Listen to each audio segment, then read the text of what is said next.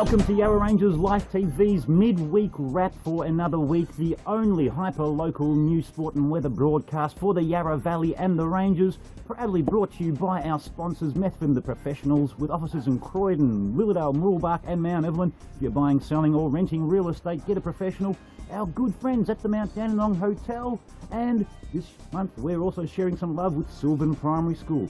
Little school making a big difference, and discover the difference at Silvan Primary School. On this week's midweek wrap, we pay homage and congratulate local gun and motocross international champ Mason Semmens. We revisit a story we did with him. Also the epic project at the George Tyndale Gardens up in Sherbrooke. They're having a one-day design challenge for a permaculture garden. That's happening this Sunday. We've got a little story on those guys. And tomorrow on Thursday, it's Startup Mum's monthly catch-up for the Yarra Valley.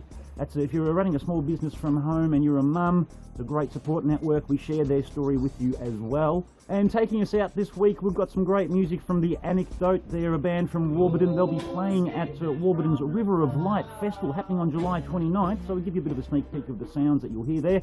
And of course, now it's time for the latest local news headlines.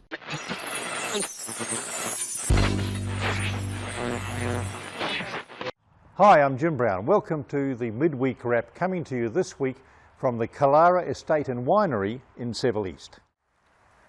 In the Rangers Trader Mail, a report that local childcare operators at Emerald and Avensley will lose their jobs as the Cardinia Shire outsources childcare to providers outside the area.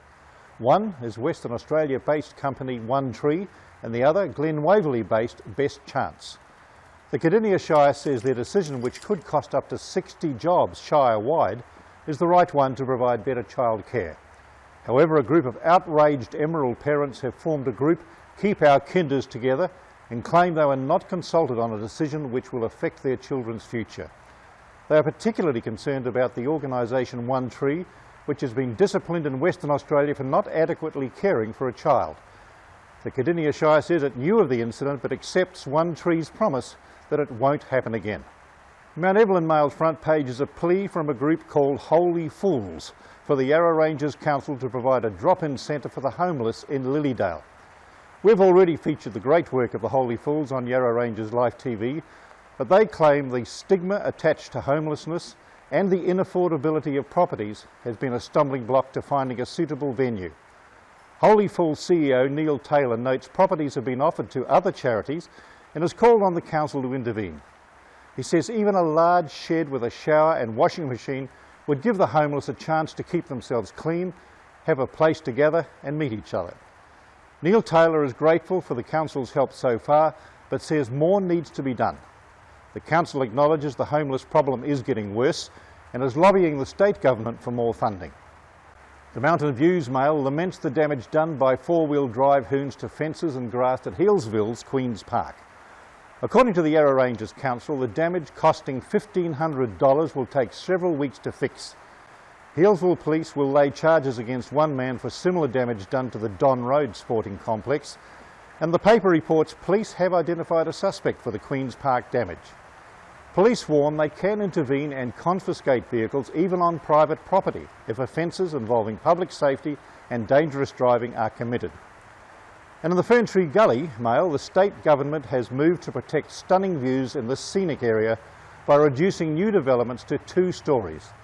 This decision has been universally welcomed and comes after more than 12 months of passionate campaigning by several community groups to stop the high-rise buildings.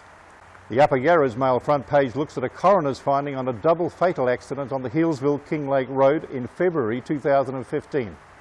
50-year-old Gary Theobald from Yarra Junction and his daughter's friend, 11-year-old Chloe Blackney, were killed when their car was hit on a corner by a truck driven by Wayne Courtault from Kinglake.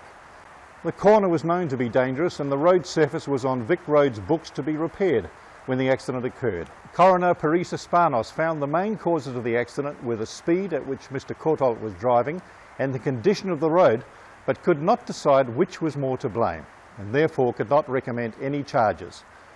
The Blackney family were in court and were shattered that no one was held accountable for young Chloe's loss.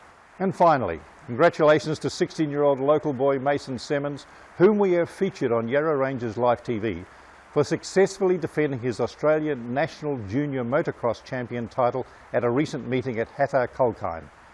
We've been told that once again he blitzed the field. Well done, Mason. Well, thank you for watching the Midweek Wrap, and to Loretta DeVoe, who's been ill this week, hope you get better soon. See you next week.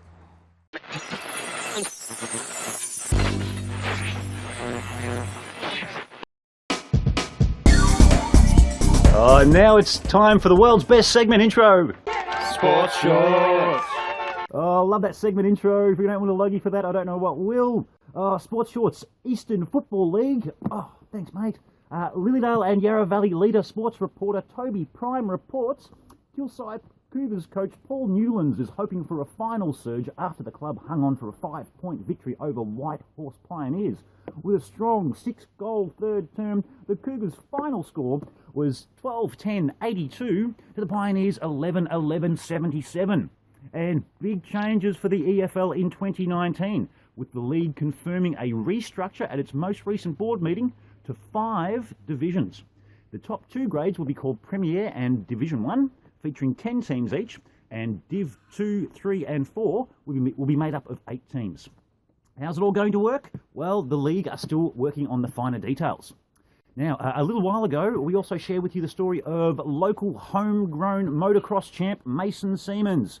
The young gun, he was recently defended his international juniors title, and if you haven't heard about Mason, let's revisit a piece that Jim Brown put together for us a little while ago.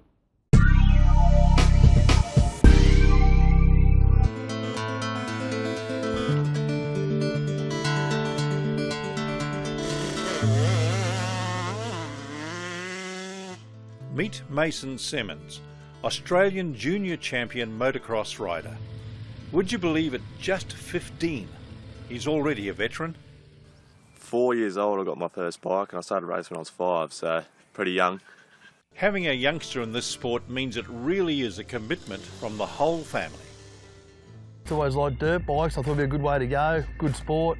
I suppose the competitive side of it's a good thing. We joined the MCRCV, it was just like an enduro club. Then Mason come through and started seeing what his brother was doing. He wanted to ride as well.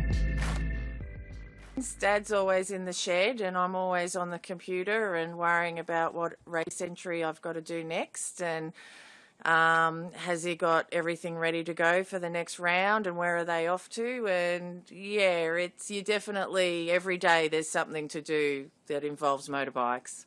I want to be where I am today without mum and dad, and just everyone else associated with the team, and like mum and dad do everything for me. Dad pays for everything, takes me to all the races, works on my bike with me, and mum cooks me the food and does all my washing and makes sure I'm ready for the races. And it's definitely a family sport, and like you say, it's individual when you're on your bike, but at the end of the day it's a family sport, and if you haven't got them you wouldn't be able to do it. So No wonder young people are drawn to this sport. It certainly is spectacular, but it's also, at the same time, dangerous. I suppose it's just something that comes with it. I mean, anything they do, they do run that risk. It probably is a bit higher in the motorsport, but it's what he does, it's what he loves, and we just have to live with it, and fingers crossed that it's never too serious.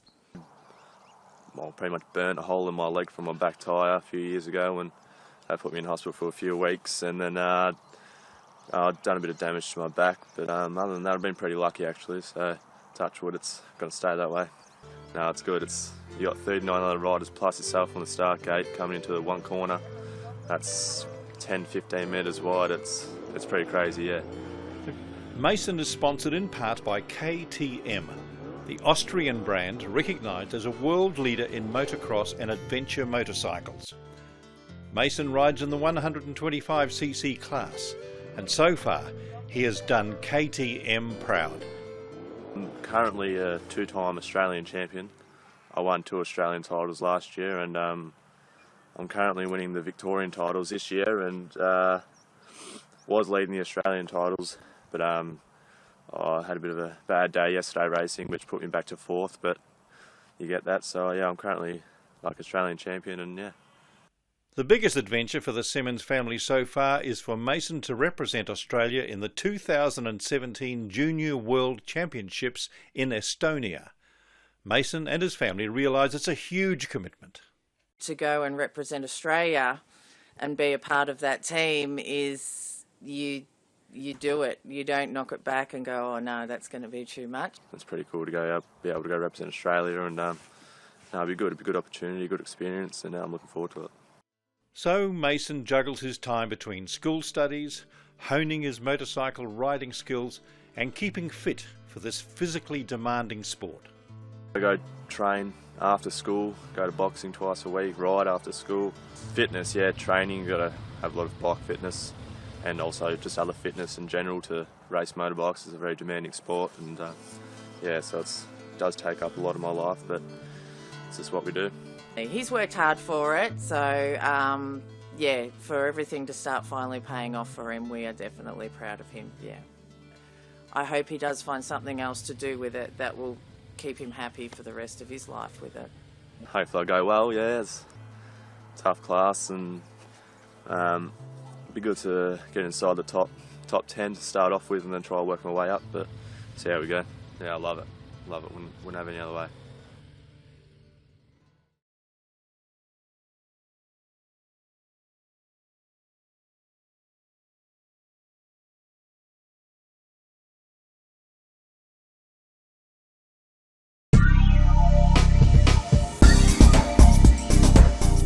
And this week the weather's presented by...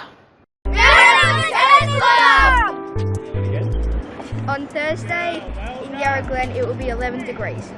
On Friday in Yarra Glen it will be 14 degrees. On Saturday in Yarra Glen it will be 14 degrees. On Sunday in Yarra Glen it will be 15 degrees. And that's the weather presented by Mount Evelyn Tennis Club. Yay! Hello and welcome to Mount Evelyn Tennis Club. I'm Carla, I'm the president of this club in our beautiful surrounds. At the moment we've got some coaching on behind us. We have coaching with Platinum Tennis coaching every day of the week, Monday to Friday for children of all abilities. We have competition tennis running every evening of the week for all ages and abilities. We also have a midweek competition for generally we have ladies and mixed, and we have pennant as well as junior competition on Saturdays. We actually have too many teams for our own club. We've had to expand and we're playing out of 2 centres, which is really exciting for us. We have over 180 members utilising our new courts that we've had resurfaced recently, so our synthetic grass. Feel free to join us at Mount Evelyn Tennis Club. New members are always welcome, and memberships start really cheap, $90 per year, so it's pretty much the cheapest sport you can partake in. Thanks. 2, 3. Tennis Club! No, let's cut that. Let's start again.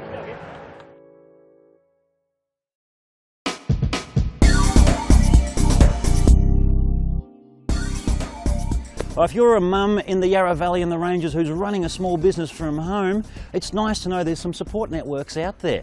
How's this? Startup Mum have brought their monthly catch-ups to the Yarra Valley and the Ranges. And to find out more about this small business support network for mums out there running businesses from home, let's go have a chat to Ashley Brown.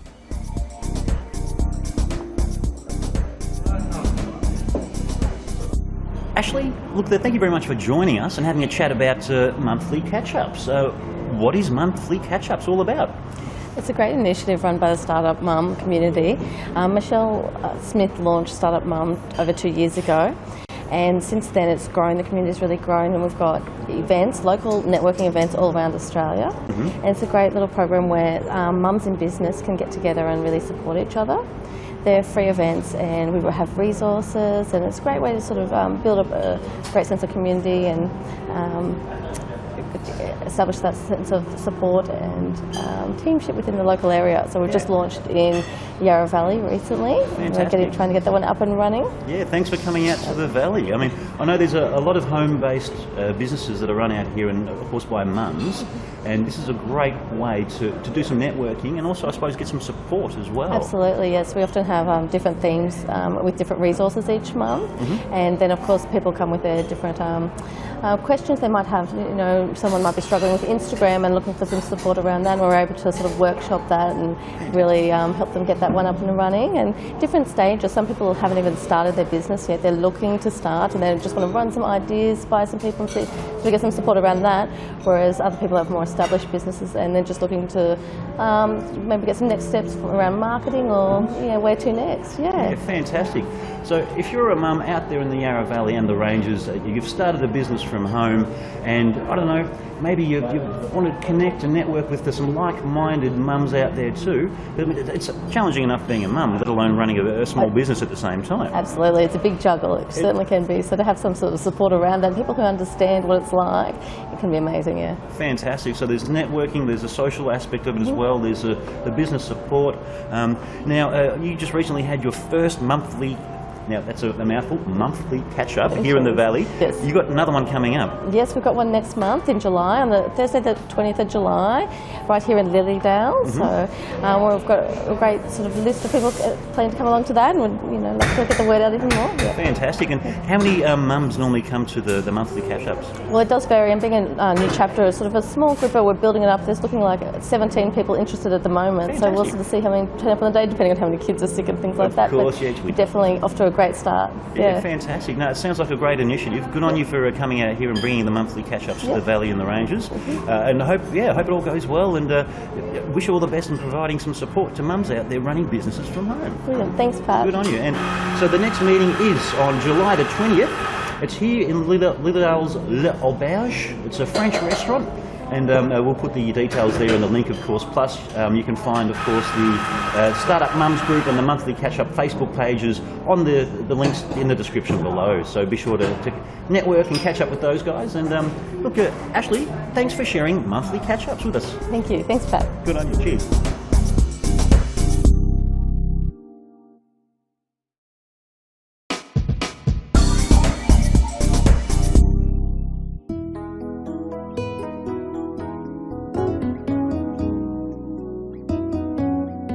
Hello everyone, I'm here today with some of the other EPIC team members. My name's Holly. EPIC is a permaculture inspired project based at the George Tyndale Memorial Gardens in Sherbrooke. And the word EPIC, or the acronym EPIC, stands for Education, Permaculture, Inspiration, Community. The project's been going for just over 2 years, and it's very much inspired by permaculture principles and also other principles that are related to permaculture. We're in the process of setting up what we call a permaculture design challenge for this garden. It's going to be a one-day event, and we want to invite all the permaculturists and associated people that have got permacultural knowledge to come and help us design what we hope to be a world-class garden. So by all means, have a look at the website, have a look at the Facebook page, but we really need some participation. We've got a lot of people coming on, but we still have a few more places to go. So if anybody's interested in that, come and be part of the team. It's a really exciting project. So you can see in the background here, there's a lot of work to be done, but there's a lot of opportunity too. So come and join the team. EPIC came about from a public meeting that was held at the Olinda Golf Course to see what was going to be done with the land there. It was a group of people who had an interest in permaculture that attended that meeting, and afterwards Parks Vic actually came across to them and suggested that they might like to work with Parks to develop something within one of their properties, and we ended up here at the George Tyndale Memorial Gardens in partnership with Parks Vic to establish this garden. Hi, my name's Rick. EPIC has a lot of potential here. We've got a lot of events coming up and we'd like your involvement. To reiterate John's introduction to the design challenge, that's on the 23rd of July. There's still a few places left, so if you'd like to jump on to epicproject.org.au, you'll find out a bit more about it and you'll be able to register your interest. As long as you're a permaculturalist or a permaculture student, we welcome you along, and we're going to have a great day. Thanks very much.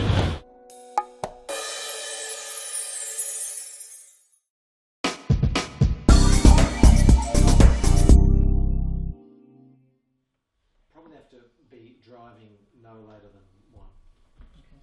Cool. All right, we'll be short and sweet. Okay, Kaiser's going, Pat Cam's going. That camera is huge, mate. Fish eye. GoPro. Fish eye football. Good for skateboarding, please. Yeah. And Panicam's rolling? Panicam's recording. We're all rolling, so it's in your hands, guys. Alright. Roll us away with your talent.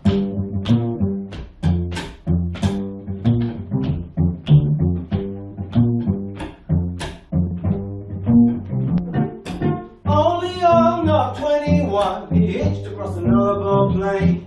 His face was brown and broken down as he looked for the summer rain. But when he got to the western land, he found the same old pain. So he walked around to the north of town where the road took him again. And he saw his freedom like the moon escaping from the clouds.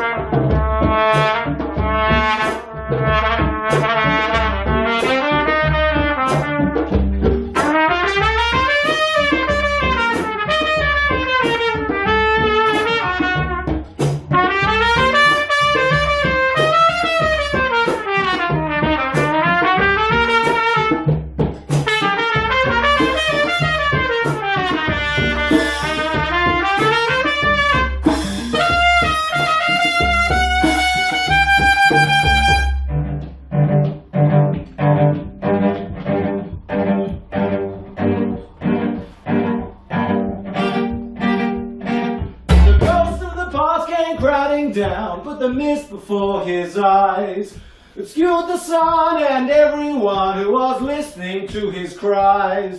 Inside he felt the hour and direction of his fate, so he marched towards his meeting with a beauty that awaits. And saw his freedom like a moon escaping from the clouds.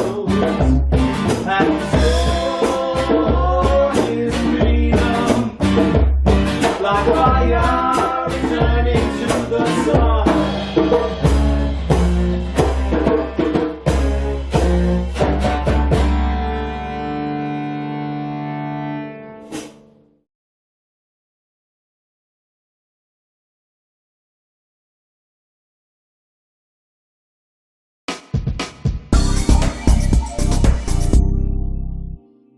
Oh, and that's the end of the midweek wrap for another week. Look, a massive thanks to all the production crew, as always. Loretta DeVoe, Jim Brown, love your work, guys. Thank you very much for being on board. Mitch Hatten, production assistant extraordinaire. And also Michael Hales, thank you very much for your contributions as well, mate. Look, the Midweek Wrap, it comes to you every Wednesday evening on Facebook and YouTube. And if you haven't found us on YouTube, you can subscribe to that channel there. Also, like us on Facebook, love us as well. And yeah, stay tuned for more. And if you haven't discovered the range of content that's already available on our Facebook playlist and our YouTube playlists, by all means, spend a couple of minutes, have a bit of a browse, and I'm sure you'll find something there that you'll like.